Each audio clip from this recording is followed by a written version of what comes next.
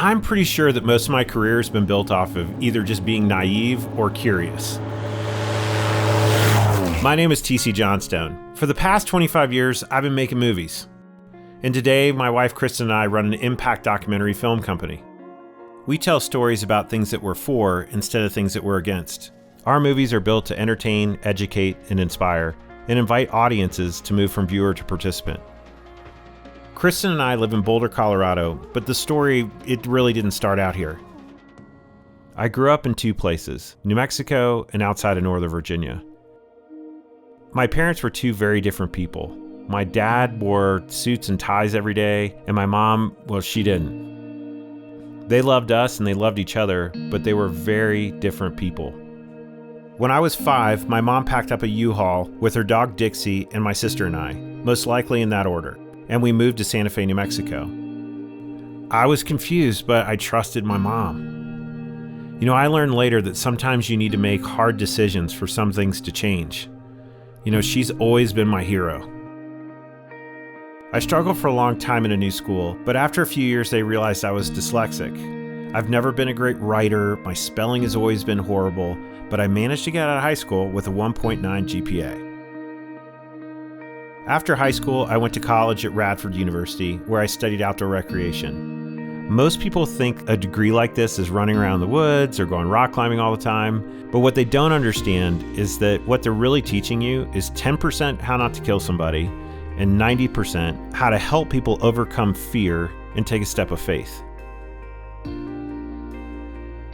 The day after I graduated from college, I moved to Colorado, and I began working as a wilderness guide in the summers, and I spent the winters working as a ski bum in Aspen. After a couple years of this, I got a job with an organization that I was involved with in high school called Young Life, and I moved to Steamboat Springs, Colorado. This was the same time that digital video cameras had come out, so I bought one, and I bought one of those Apple computers that came out in the late 90s. I thought it would be a great way to make promo videos about stuff we were doing with kids. It was fun making videos, but I quickly learned that I wanted to tell stories. There was no YouTube, there was no social media to learn from, so I bought a bunch of books and I started reading everything I could about making movies. And then I met my friend Ryan. He was a senior in high school and he wanted to make movies too. So we wrote a script, got 130 high school kids together, and made this really bad feature film. There's really no way to emphasize how bad this film really was. Speed. Director's call. Action. May I help you? Ernie, it's me. That's a cut. 6 months later, we premiered at a local theater. After the screening, a friend approached me and asked if I'd be willing to go to Africa and shoot a wildlife documentary. I had never shot a doc film, I didn't know anything about big game animals, and I had never been to Africa. So I cashed out all my savings, I bought some equipment on credit cards, and I took the gig. Right, no distance from us. I spent 6 weeks in the middle of nowhere, living on a wildlife conservancy in northern Kenya.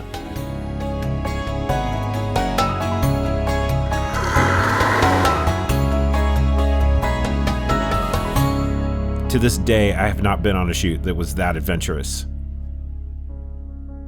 We finished the film, and I had no idea what I was going to do next. I was learning how to make movies, but I had no idea how to build a career as a filmmaker. I was 25 at the time, and I got a phone call from a friend who was moving to LA, and he asked me if I would go with him. I figured if I was going to be a filmmaker, I needed to go where films were being made. I packed up everything I owned and moved to Santa Monica, California. So I spent the next 2 years hustling and learning. And I realized that my background as a wilderness instructor allowed me to get jobs as a cameraman on adventure shows on Discovery and Nat Geo. Basically, they would send us out in the middle of nowhere for 45 days with a tent and a camera. On my MySpace page, it might have looked like I was living this total dream, but it wasn't. In the process of getting what I wanted, I had neglected what had real value to me. That was my friends, my faith, and on top of that, I was enslaved to this debt that I couldn't pay off. I didn't know what to do, so I started making plans to sell all my filmmaking equipment and find a job doing whatever it took to pay off this debt. But in my soul, I knew I had to do something else. I had to come clean with the people who cared about me. I met with my mentors and friends and I told them the truth. I learned that day that I would rather be free than a filmmaker. A few weeks after that, I had my last gig. I was shooting video with a mentor of mine in filmmaking. And that was going to be my last job. After that, I was going home to sell all my filmmaking equipment. On the last day of the shoot, John asked me a question that I will never forget. He said, "TC, what's your purpose?" I told him I wanted to tell stories of redemption and hope, but what I wanted more than that was to be free. I will never forget what he said. I believe that too. He told me there was a $25,000 check on my desk, and he didn't want any of the money back.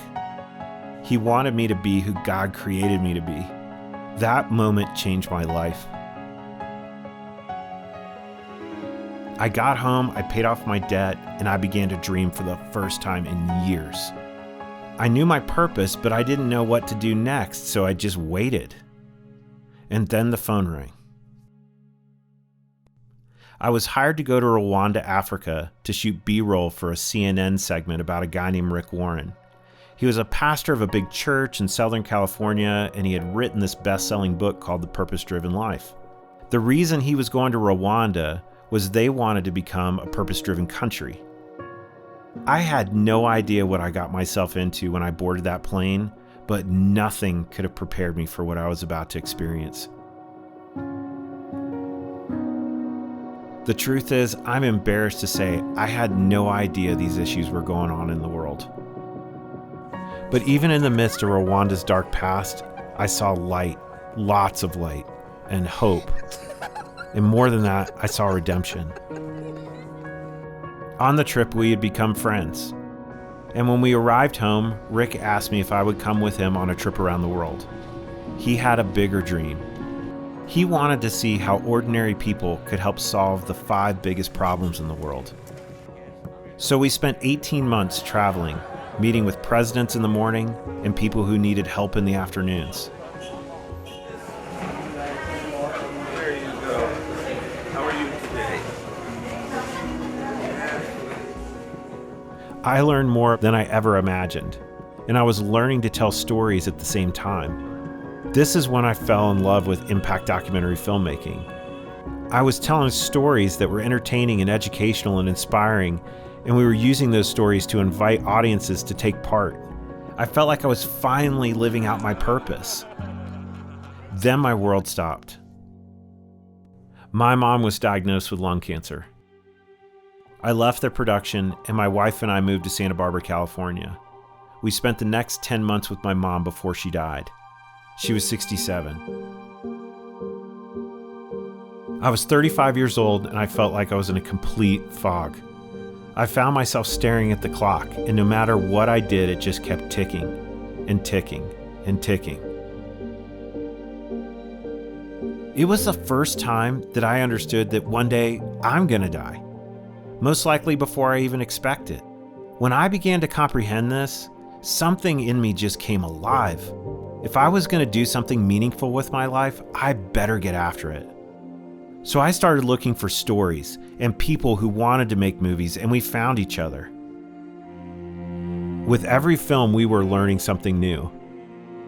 We found that impact documentary filmmaking is different than the traditional Hollywood model of making movies. It requires a different way of thinking and strategy and systems. Then it felt like there was a revolution. We became connected. Movie theaters were no longer the only place we could share stories. We could bring inspiring films to people wherever they were. I started to see that we could entertain, educate, and inspire audiences and offer them an opportunity to get involved with something that felt impossible, and people began to connect their passion and their purpose and participate in solving big problems. Today, we all know that the creative opportunities are endless. And it's not just about movies. It's about helping people find their purpose and be part of a bigger story. I look back on what's happened in the last 25 years, and I'm proud of what I've chosen to do with my life. We've made a lot of films, we've won a lot of awards, and our films have been seen by hundreds of thousands of people. I haven't wasted the last 25 years, and I'm not done yet. There's still more stories to tell. Too many stories. And the clock's still ticking, and it reminds me of my hero. I believe that what the world needs is not just more impactful films, but more impact filmmakers who have something to say. Filmmakers who believe that most people want to be part of a bigger story. They just need an invitation. This is why we're launching the Grata 7 Impact Documentary Film School in 2025. We are taking what we've learned in the past 25 years of impact filmmaking, and we're going to invest it in the next generation of creatives. And we're going to do it 20 filmmakers at a time. When I look back on my life, I often wonder what would have happened if I had given up on my dream. I'm really glad I didn't.